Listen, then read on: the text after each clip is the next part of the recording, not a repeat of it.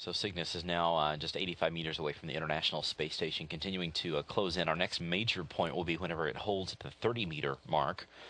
There will be another check of all the systems and the teams to make sure everything is ready to support. And then the one hold that's left after that is at 10 meters, and that's actually the capture point where the crew will use the arm to reach out and grab onto it. So things getting a little bit busier, Katie, for the crew? Absolutely. They're focusing in. Things happen so quickly at capture. In some ways, we're using the procedure, and in some ways, we're working off our memory because there's not that many steps. I mean, basically, it's in front of you, and you need to go and get it. But there is a carefully choreographed sequence. You mentioned 30 meters and then 10 meters. So it's going to stop at, that's what we call the capture point, 10 meters. And every time I hear that, I say to myself, that is 10 meters from the space station, but it is 5 meters from the arm, from the tip of the arm.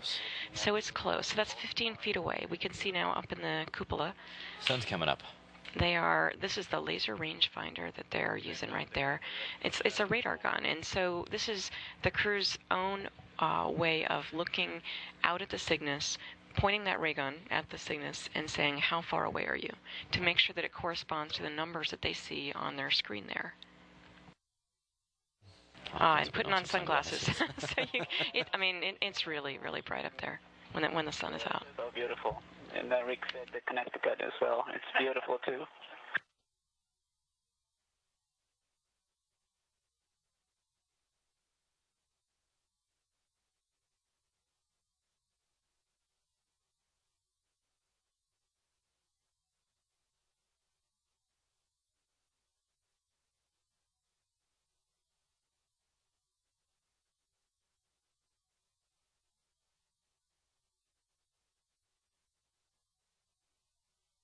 Right now, the space station's flying just off the coast of Massachusetts. Katie, you're familiar with that area of the country, aren't you? Well, I am from there. Oh, and we always look for, when it goes over where we live on the map. And I flew with a guy named Al Sacco on my very first flight. And the first time we saw New England at night, we're both during the day, we looked down, and when you see that very distinctive Cape Cod geography, and he goes, oh my goodness, it looks just like the map.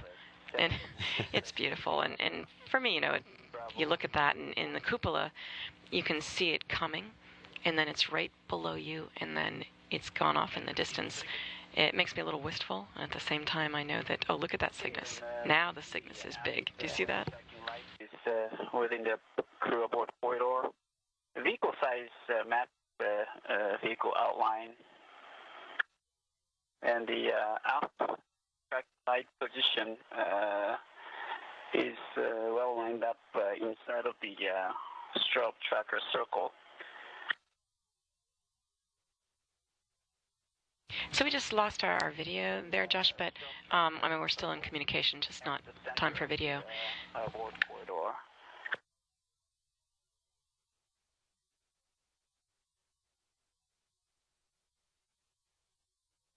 So they're reporting on what they see there, and you saw sort of a giant pink box. That's really just the glare from the sun in back of the Cygnus there. But you could see that it was quite big and actually even about the same size as the little green outline. So everything is in just the right place. The gain capture time this morning is at 5:13 a.m. Central Time. This one we're expecting, so we're just about 38 minutes away. And then installation at 6:40. So things are going to move pretty fast this morning as we kind of get set up and ready for the crew to actually capture this vehicle and all the cargo that's on the inside. So they're taking those marks with the laser ray gun. They're taking those marks more and more often just to make sure that what they see on their measurement corresponds to what the Cygnus itself thinks it is, where it is in relationship to the space station. When it gets to that 10-meter point, and so that's the capture point, there's a very specific sequence of events. That's when we put the crew in charge. Right now, the ground mission control here in Houston, at Dulles, at Japan, they are actually commanding that vehicle. Yeah. And what happens at 10 meters is the crew will send a command for free drift. And that means that the Cygnus is actually keeping itself right next to the space station in a little box, and it gets to the edge. It goes, oh, I better go back. Oh, I better go back, and it keeps itself in one place. And the crew tries to time their free drift command such that if that Cygnus is actually kind of scooching from one side of the box to the other, that they catch it just after it's sort of given itself a command, because they don't want it to be sort of sailing off in one direction when they suddenly say to it, don't fire any more jets, I'm going to catch you. That's what the free drift command really does. So they give that free drift command, and then they're going to proceed in with the arm, and that whole process takes about a minute.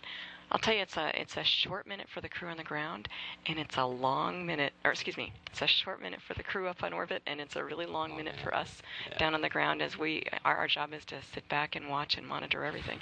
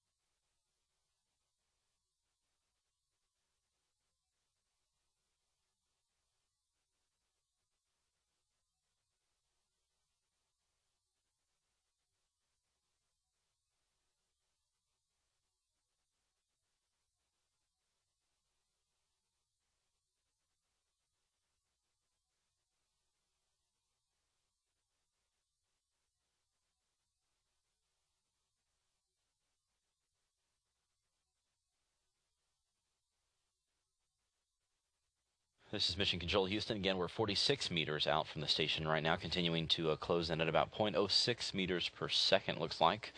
According to the data, we're going to be heading up to the 30-meter hold point. Should be there here shortly, and then they will hold and do another poll around the room with their orbital colleagues in Dulles, Virginia, who are watching their vehicle get closer to the station.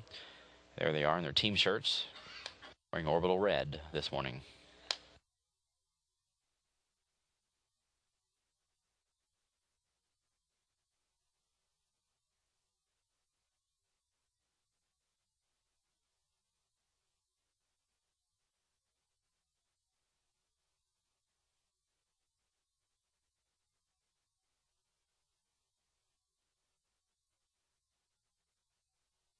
This, I love this kind of view in the control center. So on one screen, you're seeing what the crew is seeing up there, and you're seeing the Earth in the background, the Cygnus. And here's Koichi on the right, Mike Hopkins on the left. Down below, I'm sure, is Rick Mastracchio. Here's Koichi. He's probably looking, okay, this is what I see here, this is what I see on this screen, trying to make sure that they correspond. Houston Station 2 at the prior range of 42. The aft white tracking light is within the approach crew aboard corridor on both monitors, and the vehicle size matches the outline on both monitors. And looking at the P1 lower outboard camera 09er, the aft tracking light position is in the circle, the strobe tracker. And the strobe tracker shows about quarter width to the port, and that's on the P1 lower outboard.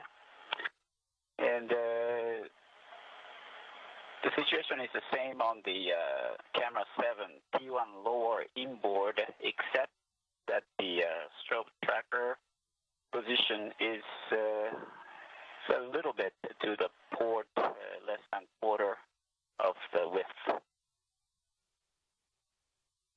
And the difference VV range is 0.2, R dot is 0.00.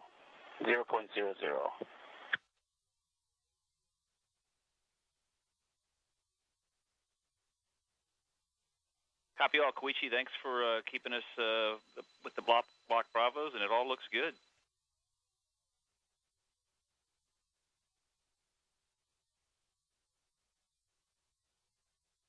So Josh, you can see the Cygnus right at the top of the screen there, and I mean, it looks like it could be a cartoon, but it's real. And I'll tell you, it looks really real to these guys. You see the robotic arm perched just below, and it looks like that solar array might be in the way, but it's just not. It's an optical illusion from this camera angle. Yeah, they're pretty far away from each other. So they're at 36 meters, coming down to 30, so that's about 90 feet away. You can tell in that view that is the European Columbus module there on the far left-hand side. Just out of view is the Kibo laboratory, and the arm there attached to Harmony. So basically the arm is exactly in position to go straight in, just one sort of a forward push on the stick, to go straight in and grapple the Cygnus when it comes into position. So you can see where the Cygnus is going to come to. It's going to stay just like the same kind of angle that it's at. It's just going to come closer and closer and closer. And I don't know if you can see that down on the right there, the robotic arm is then going to be just in position to be looking straight at the grapple fixture, which is on the end of the Cygnus The back there. end. That's on the different back end. from the Dragon, because the Dragon's on the side. That's it's a little correct. bit of a different deal. That's correct.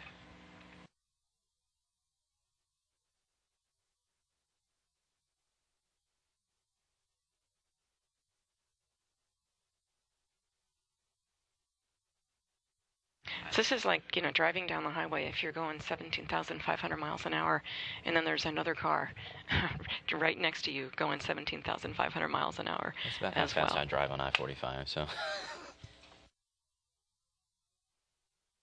I try to stay just a little lower than the speed limit, but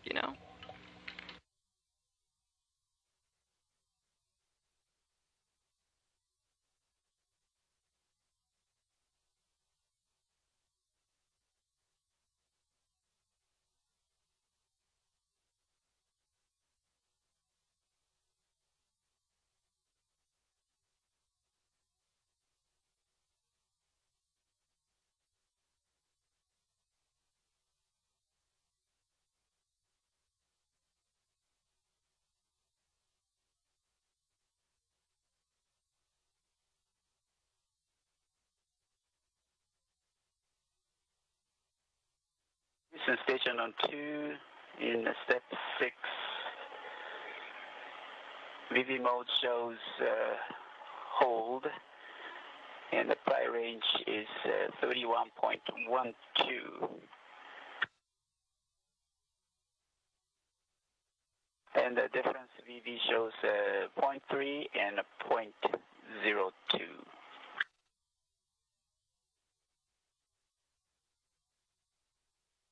Okay, copy all. And we'll be at the 30-meter hold for about 5 to 10 minutes, and to set up for capture point arrival no earlier than 10:46 to set up for lighting.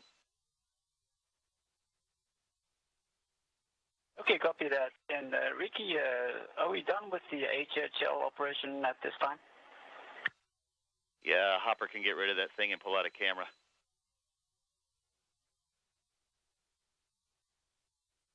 Okay, copy that. Thanks. Cygnus is currently at 30 meters and holding away from the International Space Station. As you can see here, the distance not very far between the arm and Cygnus. What's happening now in mission control is that the flight director, Brian Smith, here is doing a go-no-go poll for departure from 30 meters. Inside the cupola right now is Koichi Wakata, and Rick Mastracchio is currently inside there taking some video of Cygnus. So we've mostly seen Mike Hopkins and Koichi Wakata because they are the pair, the robotic arm pair and the Cygnus pair that are going to actually capture the Cygnus. But Rick is their backup, and he's down below or fitting in when he can. And he's the person in charge of kind of looking at the big picture. While these two are so focused, is there anything that they're missing, anything that they're not seeing?